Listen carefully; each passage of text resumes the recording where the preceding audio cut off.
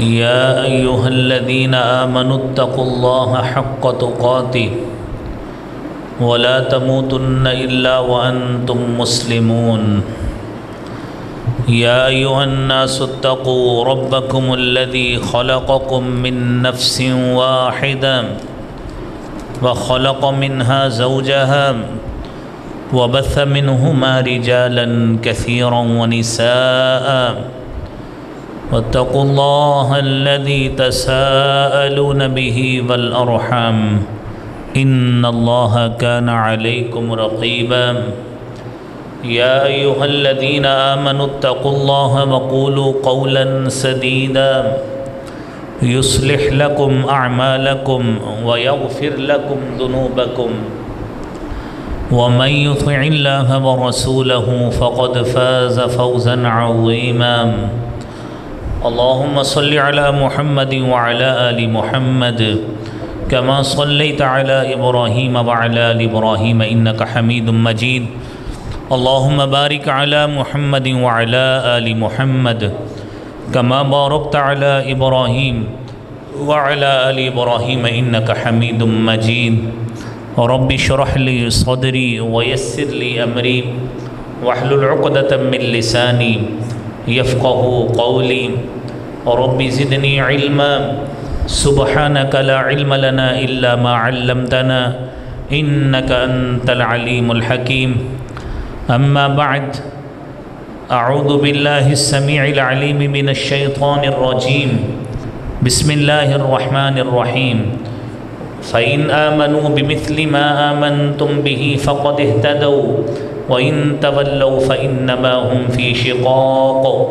فسيكفيكهم الله وهو السميع العليم. صدق اللہ العظیم. حمد و ثنا،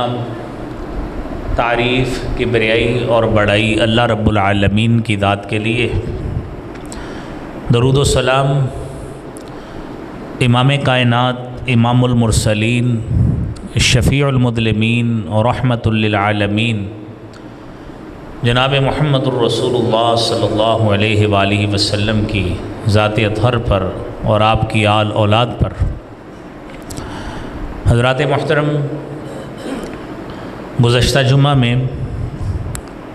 صحابہ کرام اور اہل بیت اطہار کے حقوق کے حوالے سے بات ہوئی تھی، اور اس سے پہلے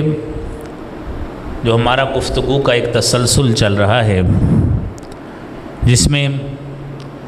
اہل بیت کی تعریف اور اس میں شامل لوگ، اسی طرح صحابی کی تعریف اور اس تعریف میں آنے والے لوگ، ان کی فضیلت اور ان کی عظمت کے جو دلائل اور براہین قرآن و حدیث کی روشنی میں موجود تھے، آپ کے احباب کے سامنے پیش کیے ہیں. آج اسی گفتگو کو آگے بڑھاتے ہوئے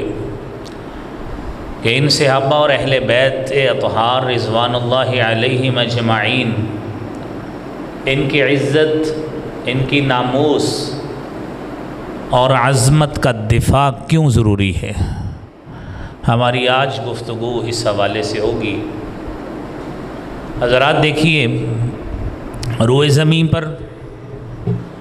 آپ احباب نے پچھلے جمعہ ایک حدیث سماعت فرمائی تھی کہ روئے زمین پر جناب محمد الرسول اللہ صلی اللہ علیہ وآلہ وسلم کی شخصیت مطہرہ کے بعد کائنات میں افضل ترین اور عظمت والی اگر شخصیات اور ہستیاں ہیں تو حضرات صحابہ کرام اور اہل بیت اطہار کی ہیں. یہ عظمت، یہ شرف اگر انہیں حاصل ہوا ہے تو معیت رسول اور صحبت رسول صلی اللہ علیہ وآلہ وسلم کی وجہ سے حاصل ہوا ہے. اور اس صحبت اور معیت کو اللہ رب العالمین نے جب ان صحابہ اور اہل بیت کے مقدر میں کیا ہے اور عملی اظہار معیت کا، صحبت کا جب انہیں حاصل ہوا ہے، آپ صلی اللہ علیہ وآلہ وسلم کے ساتھ رہنا، آپ کے ساتھ وقت گزارنا، وہ خواہ عبادات کے معاملے میں ہو، معاشرتی معاملات میں ہو، اور دیگر جو مختلف امور ہیں، جنگ و جدل ہو، امن کی کیفیت ہو، ریاستی امور ہوں، یہ احباب آپ صلی اللہ علیہ وآلہ وسلم کے ساتھ ہی دکھائی دیے۔ حتیٰ کہ دین اسلام کی محبت کی خاطر اگر وطن چھوڑنا پڑا تو ہجرت حبشہ اس حوالے سے 2 مرتبہ ان لوگوں نے کی ہے، اور ہجرت مدینہ بھی ان لوگوں نے کی ہے صرف دین اسلام سے محبت کی خاطر۔ اور پھر یہیں پہ بس نہیں ہے، اسی حوالے سے اور اسی تناظر میں جو مختلف اس کے علاوہ بھی جو معاملات رہے ہیں، وہ معاملات کچھ اس ضمن میں رہے کہ مختلف جنگیں ہوئیں، سریہ جات ہوئے، اور تقریباً 87 جنگیں جو ہیں رسالت مآب صلی اللہ علیہ وآلہ وسلم کے دور میں لڑی گئی ہیں، جس میں 27 وہ غزوات ہیں جس میں حبیب کبریا جناب محمد الرسول اللہ صلی اللہ علیہ وآلہ وسلم میں بنفس نفیس حصہ لیا ہے، اور اس کے علاوہ بقیہ وہ سریہ جات ہیں، سرایہ ہے، جس میں آپ کے صحابہ کرام نے اور آپ کے اپوائنٹڈ لوگوں نے ان جنگوں کی قیادت کرتے ہوئے اس دین کی نصرت میں نبی صلی اللہ علیہ وسلم کی مدد کی ہے۔ تو حضرات، یہ وہ لوگ ہیں کہ دین اسلام کی اور شریعت محمدیہ کی آبیاری میں ان لوگوں کا مال بھی شامل ہے، خون بھی شامل ہے۔ اور جب رسول اکرم صلی اللہ علیہ وآلہ وسلم مکہ مکرمہ میں تھے تو یہ والی تحریک جس کے سپہ سالار جناب محمد الرسول اللہ صلی اللہ علیہ وسلم تھے، اس کے سب سے بدترین مخالف وہ قریشی لوگ تھے جنہیں نبی صلی اللہ علیہ وآلہ وسلم کے غلبے کا اندیشہ تھا مستقبل میں، اور اسی وجہ سے انہوں نے نبی صلی اللہ علیہ وسلم کی ہر معاملے میں مخالفت کی تھی۔ اور جب آپ علیہ الصلاۃ والسلام مدینہ منورہ میں تشریف لے گئے تو یہی مخالفت یہودیوں کے قبائل کی صورت میں سامنے آئی، اور جس میں پیش بنو قینقاع تھے، بنو قریظہ تھے، بنو نذیر تھے، یہ وہ یہودیوں کے قبائل تھے جنہوں نے نبی کریم صلی اللہ علیہ وسلم کی ذاتی لحاظ سے بھی، آپ کے مشن نبوت کی بھی، اور حتیٰ کہ آپ کے رفقائے کاروں کی بھی ہر لحاظ سے مخالفت کی، اور کوئی موقع ایسا نہیں جانے دیا جہاں پہ کسی نہ کسی طرح ان کی مخالفت نہ کی ہو۔ اور ان یہودیوں اور عیسائیوں کی سازشوں کو اس وقت بھانپتے ہوئے نبی کریم صلی اللہ علیہ وآلہ وسلم کے ان ساتھیوں میں جو مدینہ منورہ میں کچھ ایسے لوگ بھی تھے جو نام نہادی مسلمان تھے، اور قرآن کریم ان کے بارے میں کہتا ہے لا تعلمهم، اے نبی صلی اللہ علیہ وسلم آپ ان کو نہیں جانتے، نحن نعلمهم، ان کے دلوں کو ہم جانتے ہیں کہ انہوں نے دلی طور پر آپ کو کتنا قبول کیا ہے۔ یہ وہ منافق تھے کہ جو نبی کریم صلی اللہ علیہ وآلہ وسلم کے ساتھ ہر وقت اس کوشش میں رہتے کہ آپ کی شخصیت کو نعوذ باللہ کسی نہ کسی طرح مجروح کیا جائے، اور آپ کی اس مشن نبوت کی تکمیل میں کسی نہ کسی طرح رخنا ڈالا جائے، کسی نہ کسی طرح اس کو ایسا ناقص بنا کے پیش کیا جائے کہ غلبہ اسلام کی اس تحریک میں جب بھی یہ غالب اپنے جوبن پہ آئے گی تو یقینی بات ہے ہم جیسے منافقوں کو کہیں پہ سر چھپانے کی جگہ نہیں ملے گی۔ اس لیے انہوں نے اس تحریک کے ابتداء میں ہی نبی کریم صلی اللہ علیہ وسلم کی ہر لحاظ سے مخالفت کرنا شروع کی۔ اور پھر دیکھیے کہ یہ سلسلہ جو وہاں سے چلا ہے، یہ سلسلہ ختم نہیں ہوا۔ یہ سیدنا عثمان رضی اللہ تعالی عنہ کی شہادت، اور پھر اس کے بعد سیدنا علی رضی اللہ تعالی عنہ کی خلافت کے دوران، اور پھر حضرت حسن رضی اللہ تعالی عنہ کی، حضرت معاویہ رضی اللہ تعالی عنہ کی صلح کے وقت، اور پھر حضرت سیدنا حسین ابن علی رضی اللہ تعالی عنہ کی شہادت کے وقت، یہ تمام وہ فتنہ پردازوں نے ہر لحاظ سے جو ان سے ہو سکتا تھا اپنے نفاق کا، بغض کا، اور اپنی اندرونی دشمنی اور معاندانہ رویوں کا اظہار کرتے ہوئے انہوں نے ہر لحاظ سے اس مسلم تحریک اور ان اسلامی شخصیات کو قتل کرنے سے، شہید کرنے سے بھی دریغ نہیں کیا۔ میرے عزیز بھائیوں، حضرت عثمان رضی اللہ تعالیٰ عنہ شہید ہوئے، اور انتہائی ظلم اور سفاکیت اور بربریت کی ایک بدترین مثال ہے جو حضرت عثمان رضی اللہ تعالیٰ عنہ کی شہادت کے وقت ہوئی ہے۔ حضرت علی رضی اللہ تعالیٰ عنہ کی شہادت کے ساتھ بھی یہی ہوا۔ حضرت حسن رضی اللہ تعالیٰ عنہ کو بھی زہر دیا گیا، وہ بھی اسی چیز کا ہی اظہار تھا، اور حضرت حسین ابن علی رضی اللہ تعالیٰ عنہ ان کے ساتھ بھی یہی کچھ ہوا۔ میرے عزیز بھائیوں، آج ایک مسلمان، میں بھی، آپ بھی، اور ہر مسلمان جس نے کلمہ پڑھا ہے، جو نبی کریم صلی اللہ علیہ وآلہ وسلم کی محبت کا داعی ہے، اس کے دل میں یہ سوال اٹھتا ہے کہ ان صحابہ کرام کا دفاع کیوں ضروری ہے؟ لوگ ان کے بارے میں طرح طرح کی باتیں بھی کرتے ہیں، لوگ ان کے نقائص کو بھی بیان کرتے ہیں، اور یہ سلسلہ جس طرح میں نے آپ کو ایک کڑیاں ملاتے ہوئے 60 ہجری تک بیان کیا ہے، یہ سلسلہ وہیں پہ بس نہیں ہے۔ یہ بنو امیہ کی حکومت 132 ہجری تک جاری رہی۔ یہ اس دور میں بھی ایسے لوگ تھے جو اپنے مشن پہ گامزن رہے کہ ہم نے کوئی نہ کوئی ایسی سلگتی چنگاری چھوڑنی ہے، کوئی نہ کوئی ایسا شوشہ چھوڑے رکھنا ہے کہ جو صحابہ کرام میں مشاجرات کی وجہ ہو، ان کے باہمی معاملات کے حوالے سے ہو، تاکہ اس کو ہوا دے کر کبھی محبان اہل بیت کی بنا پر، کبھی مشاجرات صحابہ کی بنا پر، صحابہ کرام کے اندرونی معاملات کو بنیاد بنا کر لوگوں کے اندر گروہ بندی کی جائے، تفرقہ بازی کی جائے اور فرقہ پرستی کی جائے۔ وہ سلسلہ وہاں سے چلا ہے، اور آج بر صغیر میں بھی اس کا ایک ظاہری لحاظ سے ایک بڑا ایک گروہ نظر آئے گا آپ کو، جو انہی چیزوں کا پرچار کرتا نظر آتا ہے، اور اس ضمن میں وہ صحابہ کرام کو بھی گالیاں دیتا ہے، اہل بیت اطہار کو بھی معاندانہ اور دشمنانہ رویہ رکھتے ہوئے ان سے بھی بغض کا اظہار کرتا ہے۔ جبکہ ایک مسلمان کا عقیدہ یہ ہے کہ صحابہ کرام میں باہمی طور پر تنازعات بھی ہوئے، ان کے معاملات بھی بگڑے، اور شرعی مسائل میں جہاں پر اجتہادی لحاظ سے ان سے ایک غلطی بھی ہوئی ہو، نبی کریم صلی اللہ علیہ وسلم کی حدیث کے مطابق وہ صحابی تب بھی ایک اجر کا مستحق ٹھہرا ہے۔ لیکن ان چیزوں کو بنیاد بنا کر ہم گروہ بندی کریں، ہم فرقہ پرستی کریں، میرے عزیز بھائیوں، اس چیز کی ہمیں اجازت نہیں دی گئی۔ اللہ رب العالمین نے قرآن کریم میں ان کا دفاع کیا، رسول کریم صلی اللہ علیہ وآلہ وسلم نے اسی طرح ہی اپنی احادیث طیبہ میں اپنے فرامین کی روشنی میں اور بیان کرتے ہوئے ان کا دفاع کیا، اور پھر اسی طرح ہی آپ کے بعد تابعین کا دور آتا ہے، تبع تابعین کا دور آتا ہے، اور ان محدثین کا، ائمہ فقہاء کا دور آتا ہے۔ میں آگے آپ کو آیات قرآنیہ 2-4 اور احادیث بھی، میں ایک امام ابو زرعہ رازی رحمۃ اللہ علیہ کا قول نقل کرتا ہوں، جو علامہ ابن حجر عسقلانی نے نقل کیا ہے، اور خطیب بغدادی نے الکفایہ فی علم الروایہ میں 97 نمبر صفحہ پہ اس کو نقل کیا ہے۔ وہ فرماتے ہیں، اذا رأیت الرجل ينتقص احدا من اصحاب رسول اللہ صلی اللہ علیہ وآلہ وسلم، میرے عزیز بھائیوں،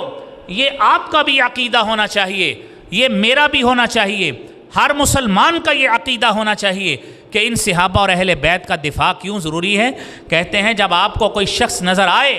جو صحابہ کرام میں سے، اہل بیت اطہار میں سے کسی شخص کی تنقیص کرتا نظر آئے اور ان کا نقص بیان کرتا نظر آئے، فَعْلَمْ أَنَّهُ زَنْدِيقٌ، جان لیجئے وہ زندیق ہے اور وہ بدترین عقیدے کا حامل ہے۔ وَذَلِكَ أَنَّ رَسُولَ اللَّهِ صلی اللہ علیہ وآلہ وسلم عندنا حق،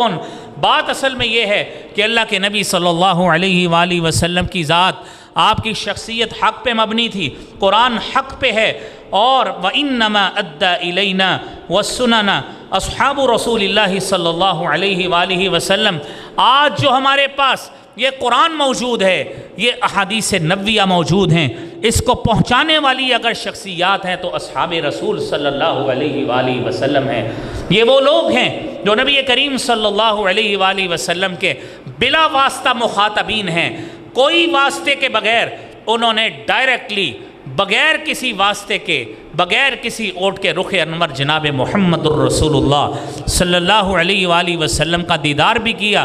آپ کے زبان اقدس سے نکلنے والے فرامین کو اپنے دلوں میں محفوظ کیا۔ یہ سب سے پہلے مخاطبین ہیں جو نبی کریم صلی اللہ علیہ وآلہ وسلم کی شریعت کے محافظ لوگ ہیں، اور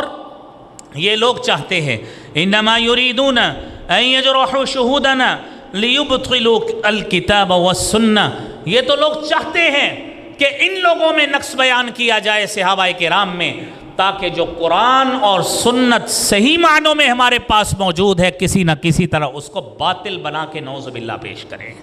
والجرح بہم اولا، حالانکہ کیفیت یہ ہے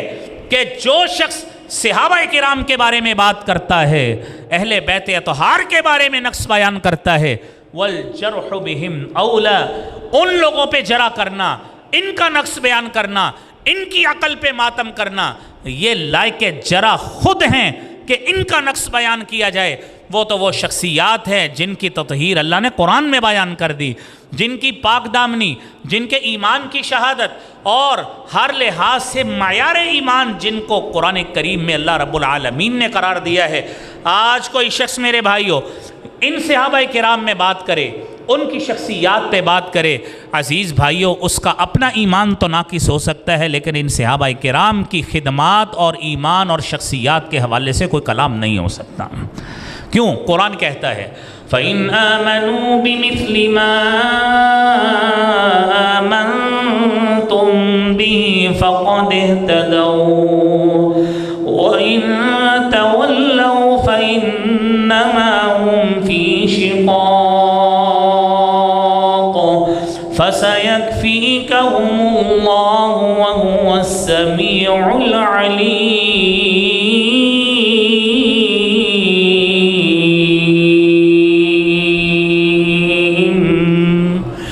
فَإِنْ آمَنُوا بِمِثْلِ مَا آمَنْتُمْ،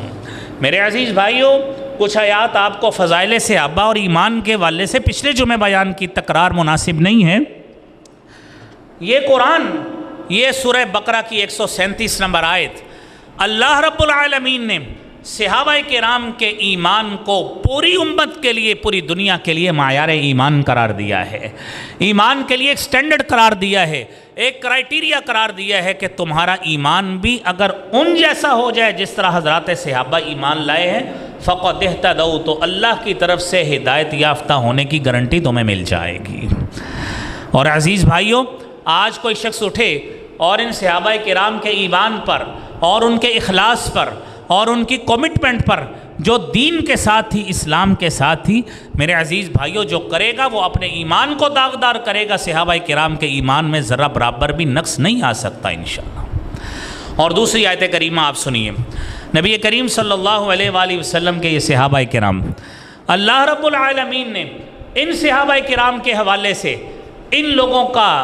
بغض بیان کیا ہے کہ جب یہ صحابہ کرام نبی صلی اللہ علیہ وآلہ وسلم پر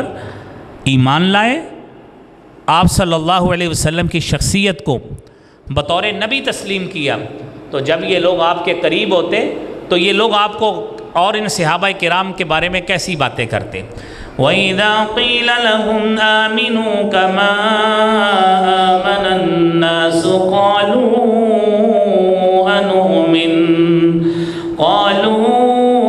أَنُؤْمِنُ كَمَا آمَنَ السُّفَهَاءُ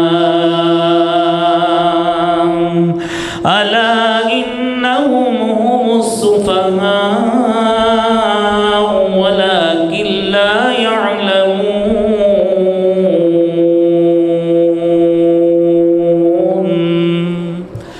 ان لوگوں کو کہا جاتا تھا ایمان لاؤ، دعوت دی جاتی ایمان لاؤ اللہ کے نبی پر، دین اسلام کو قبول کرو، اور آپ صلی اللہ علیہ وسلم کے رفقائے کاروں میں شامل ہو جاؤ۔ یہ آگے سے باتیں کیا کرتے؟ انؤمن کما آمن السفہاء، کیا ہم ایمان لائیں اس طرح جس طرح یہ بیوقوف نعوذ باللہ ایمان لائے۔ صحابہ کرام کو بیوقوف کہتے، تو اللہ رب العالمین کہتے ہیں الا انہم ہم السفہاء، یہ لوگ جو اپنی زبان سے بغض کا اظہار کرتے ہیں اور عداوت کا، دشمنی کا اور نفرت کا اور ڈسپائزنگ ایٹیٹیوڈ کا اظہار کرتے ہیں، الا انہم ہم السفہاء، یہ بے وقوف اور بدترین لوگ خود ہیں، عقل ان کی کام نہیں کرتی،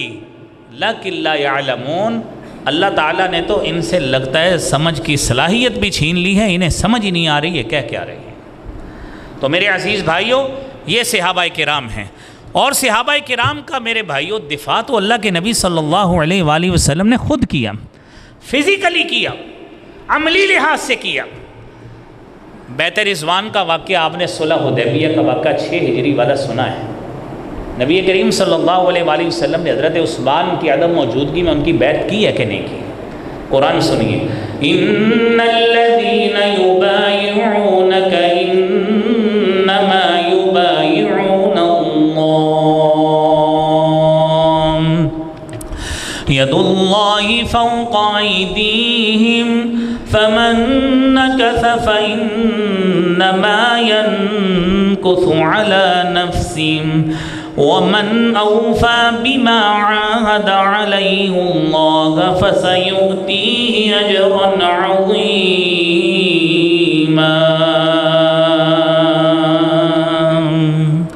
میرے عزیز بھائیوں، آج مسلمان دفاع کیوں نہ کرے؟ صحابہ کی عظمت کا پرچار کیوں نہ کرے؟ اہل بیت اطہار کی ناموس کا دفاع کیوں نہ کرے؟ یہ دفاع وہ دفاع ہے جو اللہ تعالیٰ نے خود قرآن میں کیا ہے اور جناب محمد الرسول اللہ صلی اللہ علیہ وسلم نے کیا ہے۔ صلح حدیبیہ کے موقع پر 6 ہجری کی بات ہے، حضرت عثمان رضی اللہ تعالیٰ عنہ کے قتل کی افواہ پھیلی، آپ صلی اللہ علیہ وآلہ وسلم نے آپ کی عدم موجودگی میں بیعت لی صحابہ کرام سے کہ آئیے اب عثمان کے قتل کا بدلہ لے کے جانا ہے۔ اللہ رب العالمین نے اس بیعت کو قرآن کی زینت بنا دیا اور کہا ان الذین یبایعونک، جنہوں نے آپ کے ساتھ بیعت کی ہے، آپ سے عثمان کے قتل کا بدلہ لینے کا وعدہ کیا ہے، انما یبایعون اللہ، یہ آپ سے نہیں، در حقیقت اللہ رب العالمین سے انہوں نے وعدہ کیا۔ ید اللہ فوق ایدیہم، یہ اللہ رب العالمین کی معیت ہے، اللہ رب العالمین کا تعاون ہے اور اللہ کا ساتھ ہے اور اللہ کی رحمت ہے جو ہمیشہ ان پر اسی وجہ سے شامل حال رہے گی۔ اور یاد رکھنا، من نکث فإنما ينکث علی نفسی، جو اس وعدے کو توڑے گا، صحابہ کرام کے اس عہد کو توڑے گا اور ان کی عظمت سے اور ان کی وفا سے پیچھے ہٹے گا، فإنما ينکث علی نفسہ، اس نے اس توڑنے کا نقصان اپنے آپ کو ہی دینا ہے، وہ اللہ کا یا اللہ کے رسول کا نقصان کبھی بھی نہیں کر سکتا۔ ومن اوفى بما عاهد علیہ اللہ، اور جس نے اس وعدے کو پورا کیا، میرا مالک کہتا ہے فسيؤتيه اجرا عظیما، اس کو میں اللہ رب العالمین بہت بڑا اجر دوں گا۔ اور کیسا اجر؟ لقد رضی اللہ عن المؤمنین اذ یبایعونک تحت الشجرة فعلم ما فی قلوبهم فانزل السکینة علیہم واثابهم فتحا قریبا۔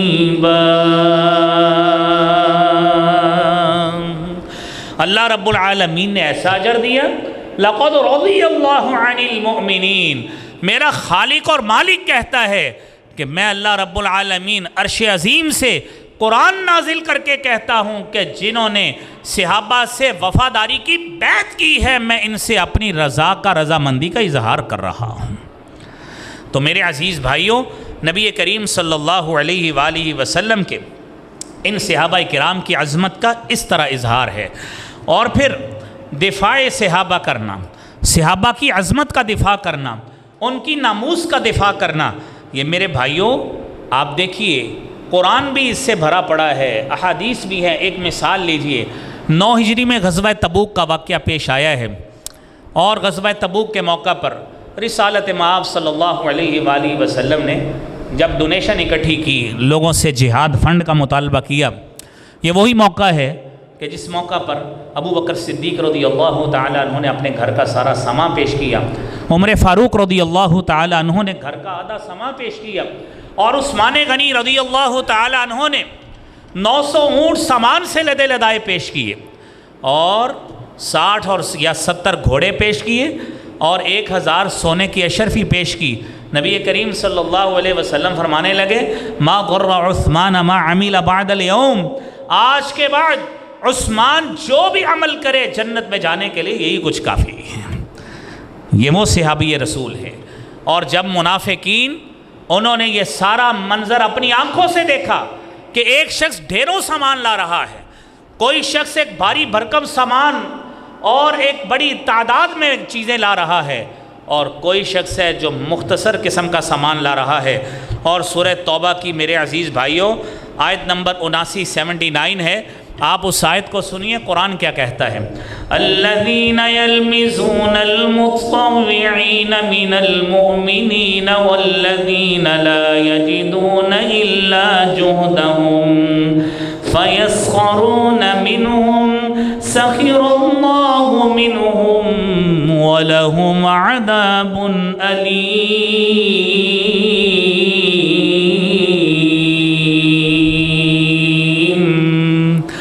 الذین یلمزون المتطوعین من المؤمنین فی الصدقات، یہ لوگ آئے جنہیں اللہ رب العالمین نے بڑی کفایت شعری سے نوازا تھا، بڑا مال تھا۔ مسلمان خوش دلی سے اللہ کے نبی صلی اللہ علیہ وسلم کے پاس آتے اور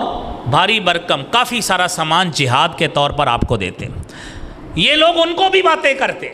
کہ اللہ کے نبی صلی اللہ علیہ وسلم کو اتنے سامان کی کون سی ضرورت ہے، یہ ایسے ہی لوگ ایسے ہی سامان جمع کرا رہے ہیں۔ جس طرح ہمارے معاشرے میں لوگ کوئی کسی کے ریاکاری کی تہمت لگا دے، کوئی کسی طرح کی تہمت لگا دے، ان منافقوں نے ان صحابہ کرام پر جنہوں نے بھاری برکم خوش دلی سے سامان دیا، الذین یلمزون المتطوعین من المؤمنین فی الصدقات، صدقات جمع کرا رہے تھے اور یہ ان پر طعنہ زنی کر رہے تھے جو خوش دلی سے سامان جمع کرا رہے ہیں۔ والذین لا یجدون الا جہدہم،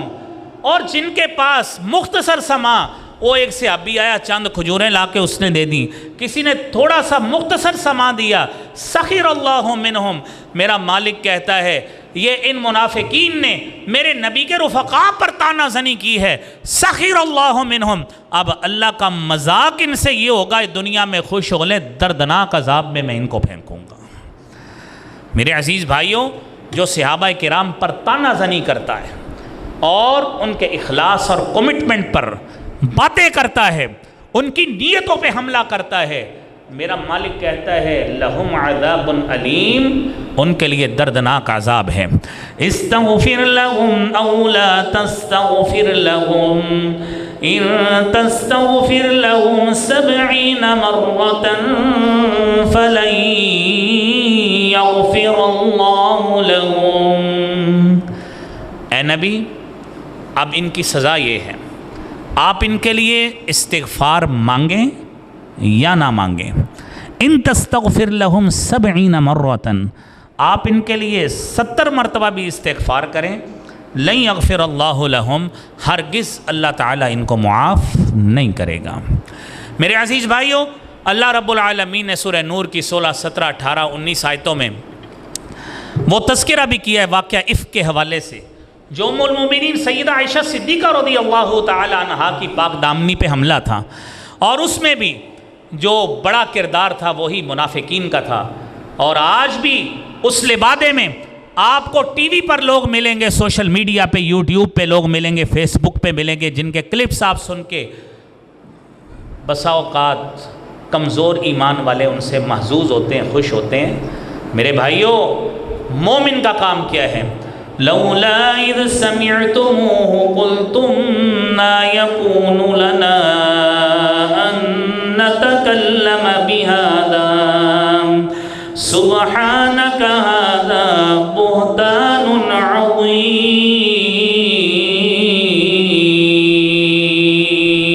عظيم۔ صحابی کی عزت پہ حملہ ہو رہا ہو، اہل بیت کی کسی شخصیت پہ حملہ ہو رہا ہو، مسلمان سنے اور اس کو برداشت کر لے، یہ مسلمان کا شیوا نہیں ہونا چاہیے۔ میرے مالک نے قرآن میں اصول بیان کر دیا ہے، لولا اذ سمعتمو، جب تم اس کو سنتے ہو کیوں نہیں کہتے ما یکون لنا ان نتکلم بہذا، ہم مسلمان ہیں، ہم مومن ہیں،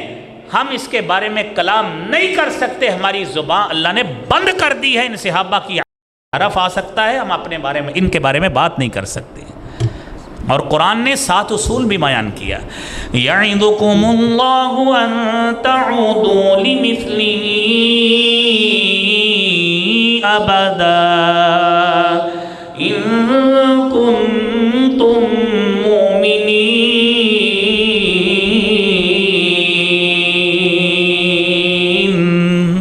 اللہ تمہیں نصیحت کر رہے ہیں،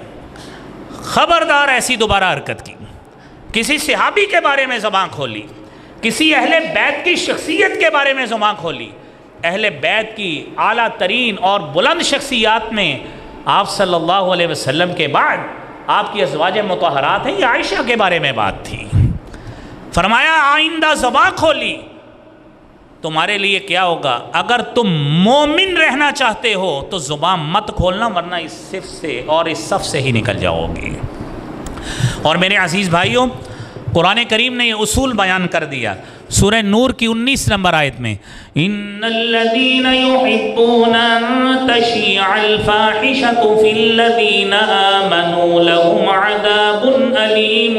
فی الدنیا والآخرہ واللہ یعلم وانتم لا تعلمون۔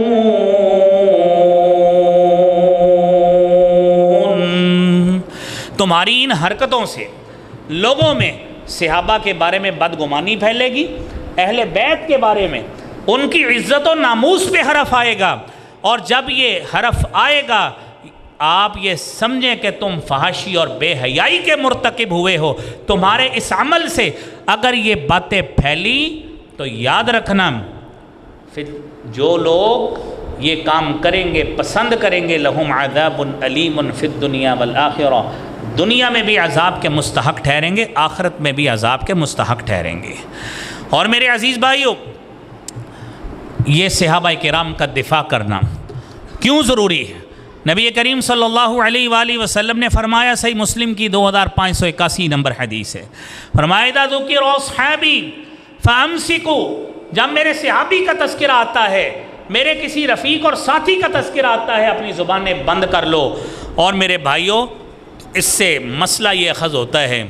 کہ صحابہ کرام کے بارے میں گستاخی کی اجازت نہیں ہے، اور اس میں جمع کا صیغہ ہے، امر کا صیغہ ہے، جس میں بڑے سے بڑا اپنے آپ کو کوئی عالم بھی سمجھتا ہو یا لے مین بھی ہو، اس شریعت نے اس کی زبان بند کر دی ہے کہ تم نے ان کے بارے میں گفتگو نہیں کرنی۔ اور میرے عزیز بھائیوں، جب تبصرہ تک شریعت نے حرام کر دیا ہے تو اصحاب محمد صلی اللہ علیہ وسلم کے خلاف بد کلامی کیسے ہو سکتی؟ میرے عزیز بھائیوں، صحیح مسلم کی حدیث ہے، امام مسلم رحمۃ اللہ علیہ نے وہ واقعہ نقل کیا ہے کہ کان بین خالد بن الولید و بین عبد الرحمن بن عوف شیء، صحابی رسول خالد بن ولید اور عبد الرحمن بن عوف کے بارے میں آپس میں ان کی کچھ چپکلش آپس میں ہو گئی۔ اور یاد رکھیے، خالد بن ولید نے 6 ہجری کے بعد اسلام قبول کیا ہے، آپ کو لقب سیف اللہ ملا ہے، بہت بڑے جری صحابی ہیں، جنگجو صحابی ہے، شمشیر زن صحابی ہیں، بڑی جنگیں جیت کے دی ہیں۔ لیکن عزیز بھائیوں، نبی کریم صلی اللہ علیہ وسلم نے اپنے صحابہ کرام میں سابقون الاولون کا جو مرتبہ ہے اس پہ کبھی بھی نہ خود کمپرومائز کیا ہے، نہ کبھی ہونے دیا ہے۔ عبد الرحمن وہ صحابی ہیں جو عشرہ مبشرہ میں ہیں، 10 خوش نصیبوں میں ہیں، جن کو زبان نبوت صلی اللہ علیہ وآلہ وسلم نے جنت کی بشارت عطا فرمائی۔ آپ نے فرمایا وہیں پہ کہ میرے صحابہ کو گالی مت دو۔ حضرت ابو سعید خدری رضی اللہ تعالیٰ عنہ حدیث بیان کرتے ہیں، صحیح بخاری کی 3673 نمبر حدیث ہے، فرمایا لا تسبوا اصحابی، میرے صحابہ کو گالی مت دو، فواللہ لو ان احدکم انفق مثل احد ذهبا ما بلغ مد احدهم ولا نصیفا، تم میں سے کوئی شخص اٹھے احد پہاڑ جتنا سونا خرچ کر لے، میرے اس صحابی کا 1 مد یا اس سے نصف خرچ کیا ہوا سونا آج کا شخص میرے اس صحابی کے اس برابر بھی نہیں پہنچ سکتا۔ اسلام کی آبیاری جس اخلاص اور کمٹمنٹ کے ساتھ انہوں نے کی ہے، میرے نبی صلی اللہ علیہ وسلم نے تو اس کے پیرالل صحابی کو روک دیا ہے، لیکن اصول ذہن میں رکھیے، کُلًّا وعد اللہ الحسنى، اللہ تعالیٰ نے قرآن میں سورہ حدید میں ہماری زبانیں بند کر دیں کہ جو ہوا وہ ہو گیا، اللہ کے نبی نے اصلاح کر دی، کُلًّا وعد اللہ الحسنى، اللہ نے ہر کسی کے ساتھ نیکی کا وعدہ کیا ہے، تمہیں زبانیں کھولنے کی اجازت نہیں ہے۔ میرے عزیز بھائیوں، نبی کریم صلی اللہ علیہ وآلہ وسلم نے، آپ علیہ الصلاۃ والسلام نے آپ کے صحابہ کرام کے حوالے سے کیا فرمایا؟ فرمایا ان اللہ اختارنی واختار لی اصحابا، اللہ تعالیٰ نے پہلے مجھے چنا، پھر میرے بعد میرے صحابہ کو چنا، اور میں نے وہ پوری حدیث پچھلے جمعے آپ کو سنائی کہ کیسے کس انداز میں چنا۔ فجعل لی منہم وزراء وانصارا واصہارا، اللہ تعالیٰ نے میرا ان کے ساتھ وزراء کا تعلق جس طرح ہوتا ہے وہ بنا دیا، کسی کے ساتھ مددگاری کا تعلق بنا دیا، کسی کے ساتھ سسرالی تعلق بنا دیا۔ فرمایا من سبہم، یہ سارے ان صحابہ کے گروہ میں سے، اس اہل بیت کے گروہ میں سے، من سبہم، جس شخص نے ان کے بارے میں ذرا برابر بھی زبان درازی کی، فعلیہ لعنت اللہ، اللہ کی لعنت اس پہ، اللہ کے فرشتوں کی لعنت، تمام لوگوں کی لعنت، لا يقبل اللہ منہم یوم القیامت صرفا ولا عدلا، اللہ کریم اس گندے فعل کی بنا پر کل قیامت کے روز ان کی عبادتوں کو بھی قبول نہیں کریں گے۔ سبب کیا ہے؟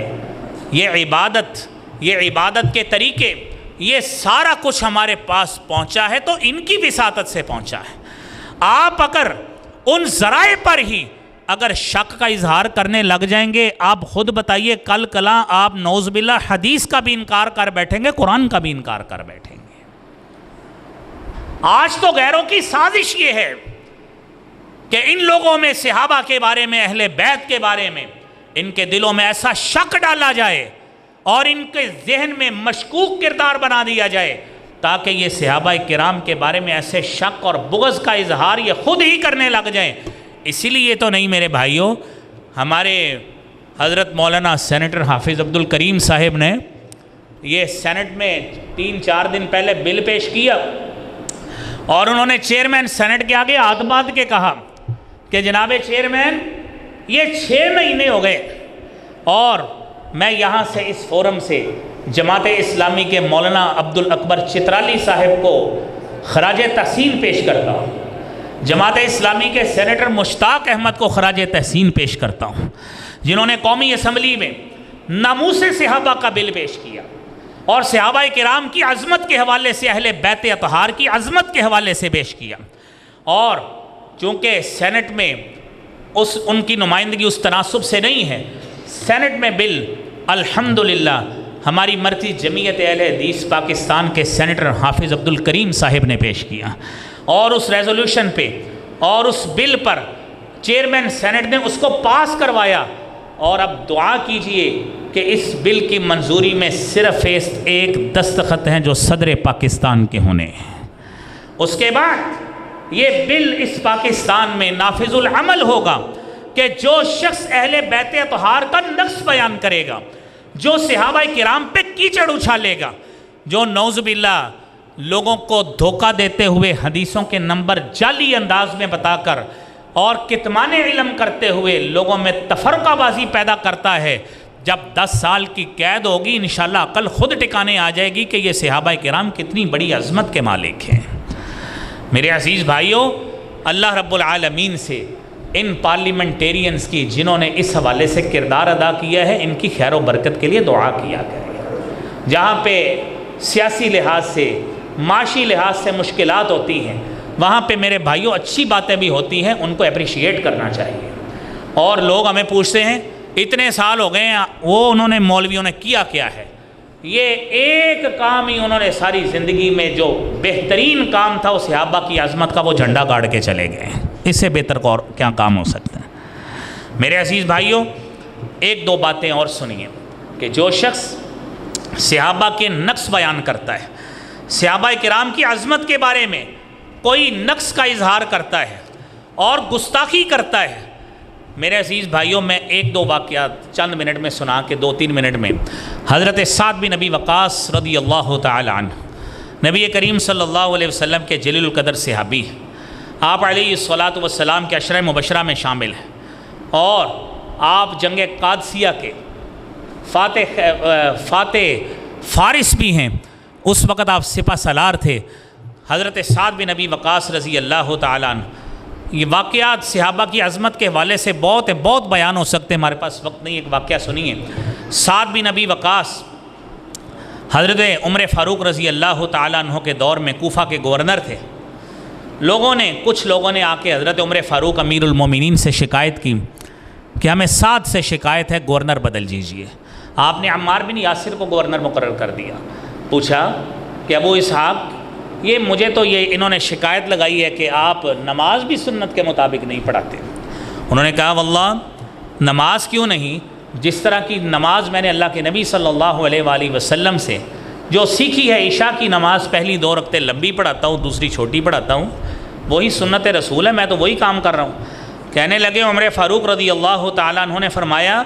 مجھے امید تھی ابو اسحاق آپ نے جو بات کہی ہے ایسے ہی ہوگا۔ آپ عمر فاروق رضی اللہ تعالیٰ عنہ نے کچھ قاصدوں کو مسجد میں بھیجا، کوفہ کی مساجد میں، کہ جائیے حضرت سعد بن ابی وقاص رضی اللہ تعالیٰ عنہ کے بارے میں کچھ رائے لوگوں سے اکٹھی کیجئے کہ ان کا کردار، ان کی گورننس کیسے تھی۔ امراء اس طرح کے ہوتے ہیں، امراء المومنین اس طرح کے ہوتے ہیں، حکمران اس طرح کے ہوتے ہیں۔ رائے اکٹھی کی گئی۔ بنو عبس کا ایک مسجد میں گئے، قبیلہ بنو عبس کی، وہاں پہ ایک شخص اسامہ بن قتادہ ابو سعدہ یہ وہاں پہ تھے، اور اس نے کہا، کیونکہ پوچھا گیا، سب نے چونکہ حضرت سعد بن ابی وقاص کی تعریف کی، ایک شخص اسامہ نے حضرت سعد بن ابی وقاص رضی اللہ تعالیٰ عنہ کے حوالے سے کچھ نقص بیان کیا۔ تو جب نقص بیان کیا تو حضرت سعد رضی اللہ تعالیٰ عنہ نے اللہ کا واسطہ دے کر، وہاں پہ جو قاصد تھے، اللہ کا واسطہ دے کر پوچھا، تو کہنے لگے اما اذا نشدتنا، جب آپ ہمیں اللہ کا واسطہ دے کر پوچھتے ہیں، کان لا یسیر بالسریہ، یہ جنگ نہیں لڑتے تھے، ولا یقسم بالسویہ، مال غنیمت کو یہ عدل کے ساتھ تقسیم نہیں کرتے تھے، ولا یعدل فی القضیہ، اور یہ قضاؤں میں، فیصلوں میں بھی عدل نہیں کرتے تھے۔ امام بخاری نے صحیح بخاری میں 755 نمبر پہ اس کو نقل کیا، میں وہ آپ کو سنا رہا ہوں۔ حضرت سعد کہنے لگے امام اللہ کی قسم، لا دعون بثلاث، اگر تو اس دعوے میں سچا ہے جو تو نے میرے خلاف دعویٰ کیا ہے، جو صحابی کے خلاف بولے بغیر کسی حقیقت کے، حضرت سعد کہنے لگے میں آپ کو 3 قسم کی بد دعائیں دیتا ہوں۔ اللہم ان کان عبدک ھذا کاذبا، جس نے میرے خلاف دعویٰ کیا ہے اس طرح کا میرے عدل پہ، میری تقسیم پہ، تو اللہ رب العالمین اگر یہ بندہ جھوٹا ہے، قامر یا سمع، اور اپنی بلے بلے کرانے کے لیے کھڑے ہوا ہے، فاطل عمرہ، اللہ اس کی عمر لمبی کر دے، واطل فقرہ، اور اس کی فقیری اور تنگ دستی کو لمبا کر دے، وعرضہ بالفتن، اور اس کو فتنوں اور مصائب میں گھیر لینا، وَكَانَ بَعْدُ إِذَا سُئِلَ يَقُولُ، اور جب بعد میں پوچھا گیا کچھ سالوں کے گزرنے کے بعد، شیخٌ کبیر مفتون اصابتنی دعوت سعد، اور یہ وہ شخص تھا جو کوفہ کی گلیوں میں جس کی پلکیں جھک گئیں، آنکھوں کے آگے آ گئیں، سفید بال آ گئے، اور فتنوں کا شکار اس طرح ہوا، بڑھاپا بدترین انداز میں اس پہ طاری ہوا، اور خود لوگوں کو کہتا پھرتا تھا اصابتنی دعوت سعد، مجھے سعد بن ابی وقاص کی بد دعا لے کر بیٹھ گئی ہے۔ عبد الملک راوی کہتے ہیں انا رأیتہ بعد، میں نے کچھ دیر بعد اس کو دیکھا، قد سقط حاجباہ علی عینیہ، اس کی پلکیں اس کی آنکھوں پہ گر گئیں بڑھاپے کی وجہ سے، وَإِنَّهُ لَيَتَعَرَّضُ لِلْجَوَارِ فِي الطُّرُقِ يَغْمِزُهُنَّ، اور کوفہ کے بازاروں میں، گلیوں میں جوان لڑکیوں کو پلک جھپکتا تھا، آنکھیں مارا کرتا تھا، لوگ اس کی پھر مار سے خاطر تواضع کیا کرتے تھے۔ جس نے صحابی کے بارے میں بات کی،